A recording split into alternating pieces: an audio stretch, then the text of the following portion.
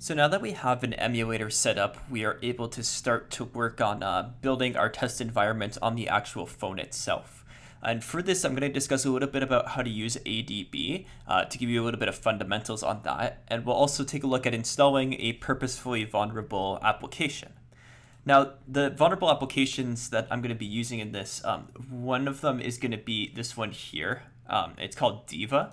And I'll include these links inside of like a resources section at the end of the course, and that way you'll be able to access all of these links as discussed, and I'll discuss which videos the links are actually utilized in and that sort of thing. Just that way you're able to access them without having to type this out word for word. So once we download this, we'll be able to get an APK, and that APK will be able to be installed on the device. I have another APK, which is Insecure Bank V2, and this is another APK that we'll install. It's another insecure application. Again, I'll place the link for this inside of a resources section in this course so that you're able to get access to that and download the APKs as well. So the very first thing I'm going to discuss is if you're following along on your own Android device and you aren't using an emulator, you're going to first have to enable USB debugging. And to do this, you're going to go into your settings, and you're going to have to get access to the developer tools.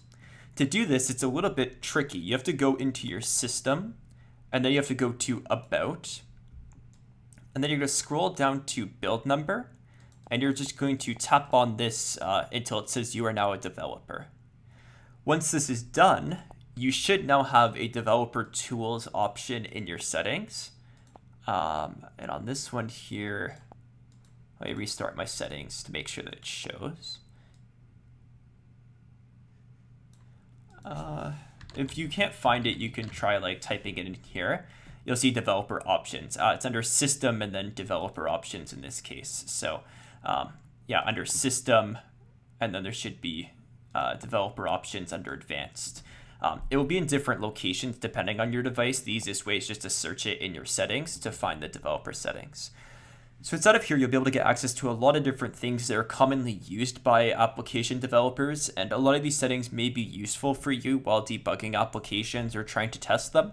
But the main one that we're interested in right now is USB debugging. You want to make sure that USB debugging is enabled. Enabling this will allow you to access your device through the command line of your computer using the ADB tool. So that's just one thing to note. If you're on like an emulator, you won't actually have to do this step because it comes enabled by default. So from here, we can launch up our command line, and we can take a look at how we can access our device through the command line. So there is a tool called ADB, which is installed typically with Android Studio, and it has a whole bunch of different tools that allow us to sort of manipulate our device and be able to install different APKs, for instance. Querying content providers is another common thing. There's a lot of things that this is very useful for. One of the main things is getting a shell into your device to be able to navigate through it and to download pieces and all that good stuff, right? So if you type in ADB devices, in this case, it just had to kill off the client and then start it again. But you'll see it will give us a list of devices that are currently attached to our computer. So in this case, we have one device, which is the emulator. So if I were to type in now ADB shell, what this will do is it will create a shell into the device itself. So you can see now we have a shell on the device. If I type in something like ls, for instance, it will list the directories. So this is like a classic sort of computer shell, just on a mobile device instead. So this is one thing that's very nice to be able to do with ADB, is to be able to shell onto the device to gather information, for instance, to be able to like find out where an app is installed, or navigate to a specific directory that we're trying to access, or just see data that's on the device. A lot of this you might not have permissions to. If you have a rooted device, you'll be able to escalate yourself to root and get permissions to these aspects. But yeah, typically you won't have permissions to everything. If we're trying to do this as a legitimate user, we typically don't want root because we want to be able to do things that any sort of user would be able to do. So that's one thing that we're able to do with ADB. And if I type in exit, it will take me out of the shell. Now, what I really want to do is I want to install these two APKs that we have downloaded. So one way that we could do this is I'll cd to the directory. And then what I can do is I can type in ADB install, and then I type in the name of the APK. And you'll see it will say performing streamed install and then success. And now you'll see on my device, I should have I have the Diva app available now. So you can see that installed the application for us. And then I can do the same with the Insecure Bank. And you can see that that will install the app as well. So that's the main thing that we're looking to do with ADB, is just get these two applications installed.